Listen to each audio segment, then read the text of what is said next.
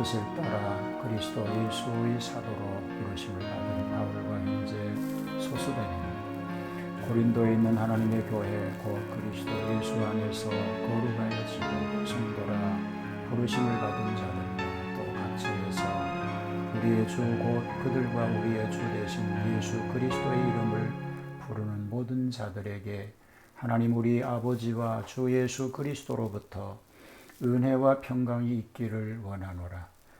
그리스도 예수 안에서 너희에게 주신 하나님의 은혜로 말미암아 내가 너희를 위하여 항상 하나님께 감사하노니 이는 너희가 그 안에서 모든 일 곧 모든 언변과 모든 지식에 풍족함으로 그리스도의 증거가 너희 중에 견고하게 되어 너희가 모든 은사에 부족함이 없이 우리 주 예수 그리스도의 나타나심을 기다림이라. 주께서 너희를 우리 주 예수 그리스도의 날에 책망할 것이 없는 자로 끝까지 견고하게 하시리라. 너희를 불러 그의 아들 예수 그리스도 우리 주와 더불어 교제하게 하시는 하나님은 미쁘시도다.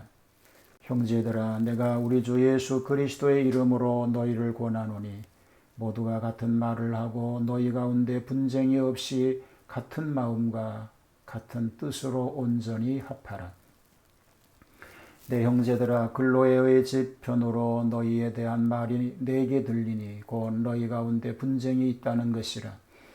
내가 이것을 말하거니와 너희가 각각 이르되 나는 바울에게, 나는 아볼로에게, 나는 게바에게, 나는 그리스도에게 속한 자라 한다는 것이니 그리스도께서 어찌 나뉘었느냐? 바울이 너희를 위하여 십자가에 못 박혔으며 바울의 이름으로 너희가 세례를 받았느냐? 나는 그리스도와 가이오에게는 너희 중 아무에게도 내가 세례를 베풀지 아니한 것을 감사하노니 이는 아무도 나의 이름으로 세례를 받았다 말하지 못하게 하려 함이라. 내가 또한 스데바나 집 사람에게 세례를 베풀었고 그 외에는 다른 누구에게 세례를 베풀었는지 알지 못하노라. 그리스도께서 나를 보내심은 세례를 베풀게 하려 하심이 아니요 오직 복음을 전하게 하려 하심이로되 말의 지혜로 하지 아니함은 그리스도의 십자가가 헛되지 않게 하려 함이라. 십자가의 도가 멸망하는 자들에게는 미련한 것이요 구원을 받는 우리에게는 하나님의 능력이라. 기록된 바 내가 지혜 있는 자들의 지혜를 멸하고 총명한 자들의 총명을 폐하리라 하였으니 지혜 있는 자가 어디 있느냐? 선비가 어디 있느냐? 이 세대의 변론가가 어디 있느냐? 하나님께서 이 세상의 지혜를 미련하게 하신 것이 아니냐? 하나님의 지혜의 이사서는 이 세상이 자기 지혜로 하나님을 알지 못하므로 하나님께서 전도에 미련한 것으로 믿는 자들을 구원하시기를 기뻐하셨도다. 유대인은 표적을 구하고 헬라인은 지혜를 찾으나 우리는 십자가에 못 박힌 그리스도를 전하니 유대인에게는 꺼리키는 것이요 이방인에게는 미련한 것이로되 오직 부르심을 받은 자들에게는 유대인이나 헬라인이나 그리스도는 하나님의 능력이요 하나님의 지혜니라. 하나님의 어리석음이 사람보다 지혜롭고 하나님의 약하심이 사람보다 강하니라.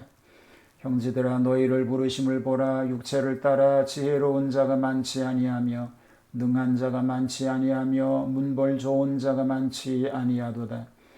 그러나 하나님께서 세상에 미련한 것들을 택하사 지혜 있는 자들을 부끄럽게 하려 하시고 세상에 약한 것들을 택하사 강한 것들을 부끄럽게 하려 하시며 하나님께서 세상에 천한 것들과 멸시받는 것들과 없는 것들을 택하사 있는 것들을 폐하려 하시나니 이는 아무 육체도 하나님 앞에서 자랑하지 못하게 하려 하심이라. 너희는 하나님으로부터 나서 그리스도 예수 안에 있고 예수는 하나님으로부터 나와서 우리에게 지혜와 의로움과 거룩함과 구원함이 되셨으니 기록된 바 자랑하는 자는 주 안에서 자랑하라 함과 같게 하려 함이라.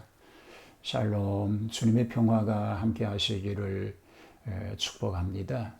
신약 성경을 구분하면 복음, 역사, 서신, 예언으로 나눌 수가 있습니다. 서신서 중에서도 바울 서신과 일반 서신이 있습니다.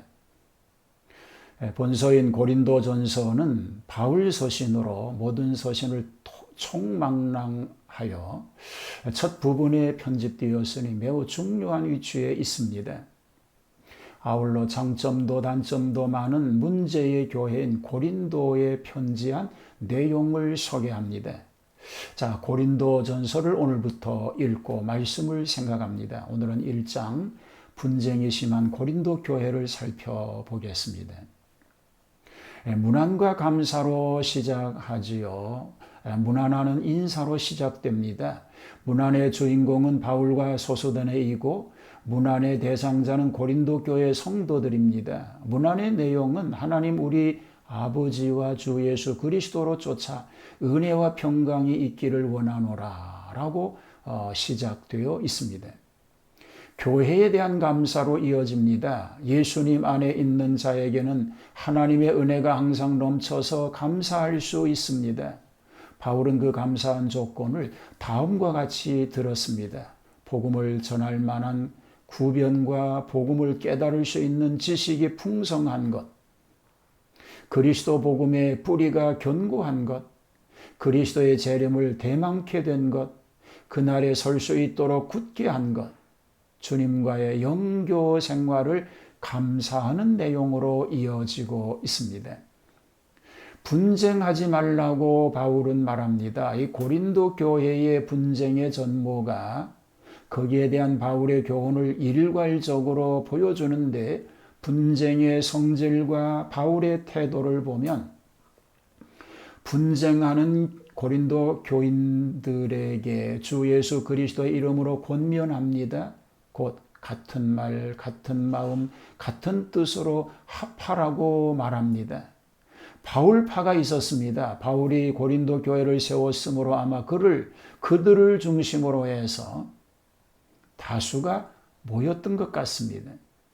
아굴라파가 있습니다. 바울을 후계한 교역자인 듯한데 구약을 많이 가르쳤던 분이지요. 게바파도 있습니다. 예수님의 수제자로 당시 교회의 최고 권위자로 알아서 추대한 것 같습니다. 그리스도파도 있습니다. 그리스도는 교회의 머리인 까닭에 이런 파가 생겨진 것입니다. 이들은 지금의 진보파, 바울파지요, 보수파, 아굴로파입니다. 절충파, 게바파이죠. 신비파, 그리스도파와 같은 파로 구분되어 있었던 모습을 보여주고 있습니다. 바울의 간증적 태도를 말합니다. 바울은 자기의 사명이 복음을 전하는 일이지 결코 세례와 같은 의식을 통하여 자파 소속을 삼으려는 생각이 전하여 자기 지식을 자랑하는 야심이 아닌 그리스도의 십자가 도리만을 전한다고 바울은 밝히고 있습니다. 그리스도 십자가의 도를 이어서 말합니다. 당시 고린도 헬라의 한 도시인 까닭에 철학적 인간의 지혜를 자랑하는 일이 많아서 그리스도의 십자가 도를 어리석게 보고 멸시하였습니다. 그러나 하나님의 미련한 것이 사람보다 지혜롭다고 하였습니다. 그 지혜는 아들이신 예수 그리스도를 십자가에 죽게 하심으로 만민을 구원하시는 새로운 도를 여셨던 것입니다. 인간 편에서 보면 미련하기 짝이 없으나 믿음으로 볼 때 무한하신 오묘성이 내포되며 하나님의 위대하신 능력이 나타나고 있습니다. 하나님의 약한 것이 사람보다 강하니라. 하나님께서는 세상에 미련한 자와 약한 자와 선하고 멸시받고 없는 것들을 택하사 지혜자, 강자, 귀인들을 폐하시나니 그 이유는 하나님 앞에 인간은 자랑치 못하게 하심인 줄로 믿습니다. 주 안에서 자랑하라고 결론으로 말합니다. 왜 예수님을 자랑해야 할까요? 무지한 우리에게 지혜가 되셨기 때문입니다. 불의한 우리에게 의로움이 되어 주셨기 때문입니다. 그의 피로 거룩함이 되었기 때문입니다. 멸망받을 자를 구속함으로 구원을 받게 해 주셨습니다. 그런 고로 오직 주 안에서 자랑할 것뿐이라고 말하고 있는 것입니다. 오늘도 구원받은 감격스러움으로 파당을 만드는 것이 아니라 감사하면서 받아들인 복음을 믿음으로 그 영광을 드러내는 그런 놀라운 승리자의 삶을 살 수 있게 되기를 주님의 이름으로 축복합니다. 하나님 믿음 안에서 하나가 되게 하시옵소서. 파벌을 만드는 것이 아니라 그리스도의 이름으로 하나가 되어서 그 믿음 안에서 하나님 영광을 드러내는 그런 삶 되게 하여 주시옵소서. 예수님 이름으로 기도하옵나이다. 아멘.